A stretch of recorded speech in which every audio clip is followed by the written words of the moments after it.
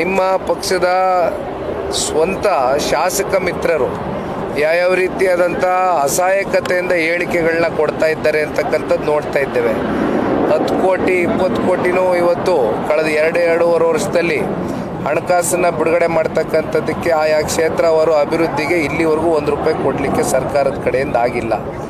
ಇನ್ನು ಮತ್ತೊಂದು ಕಡೆ 5 ಗ್ಯಾರಂಟಿಗಳು ಅಂತಾರೆ, ಪ್ರತಿ ತಿಂಗಳು ಅದೆಂಥದೋ ಗೃಹ ಜ್ಯೋತಿ, ಗೃಹಲಕ್ಷ್ಮಿ, ಯುವ ನಿಧಿ ಬಾಯಿಗೆ ಬಂದಂಗೆ ಹೇಳ್ತಾರೆ. ಇಲ್ಲಿವರೆಗೂ ತಿಂಗಳ ಜನಕ್ಕೇನಾದರೂ ಅದು ಸಮರ್ಪಕವಾಗಿ ಹೋಗಿ ತಲುಪಿದೆಯಾ ಅಂತಕ್ಕಂಥದ್ದು ಇವತ್ತು ಜನಸಾಮಾನ್ಯರು ಪ್ರಶ್ನೆ ಮಾಡ್ತಾ ಇದ್ದಾರೆ. ಮತ್ತು ಅದಕ್ಕೆ ವರ್ಷಕ್ಕೆ 55,000 ಕೋಟಿ ಹೊಂದಿಸ್ಬೇಕು. ಪಾಪ ಹೇಳ್ತಾರೆ ರಾಜ್ಯದ ಮುಖ್ಯಮಂತ್ರಿಗಳು 4.5 ಲಕ್ಷ ದೊಡ್ಡ ಗಾತ್ರದ ಬಡ್ಜೆಟ್ ಕೊಟ್ಬಿಟ್ಟಿದ್ದೀನಿ ಅಂತ ಬೆನ್ನು ತಟ್ಕೊಂಡ್ರು. ನೀವು ಬಡ್ಜೆಟ್ ಏನೋ ಘೋಷಣೆ ಮಾಡಿಬಿಟ್ಟಿದ್ದೀರಿ, ಅದರಲ್ಲಿ ಸಾಲ ಎಷ್ಟಾಗಿದೆ?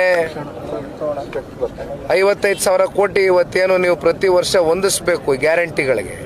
ಇದೇ ಕಾಂಗ್ರೆಸ್ನ ಪಕ್ಷ ಏನೋ ಪಾಪ 100 ವರ್ಷದ ಇತಿಹಾಸ ಇರ್ತಕ್ಕಂಥ ಪಕ್ಷ ಅಂತ ಕೊಚ್ಕೋತಾರೆ. 3 ರಾಜ್ಯದಲ್ಲಿ ಆಡಳಿತ ಮಾಡ್ತಾ ಇದ್ದಾರೆ. ಹಿಮಾಚಲ್ ಪ್ರದೇಶ ಪ್ಲಸ್ ತೆಲಂಗಾಣ ಆನೆ ವರ್ಜ್ ಆಫ್ ಹಿಮಾಚಲ್ ಪ್ರದೇಶ ಅಂತೂ ನಿಮ್ಗೆ ದಿವಾಳಿ ಎದ್ದೋಗಿದೆ.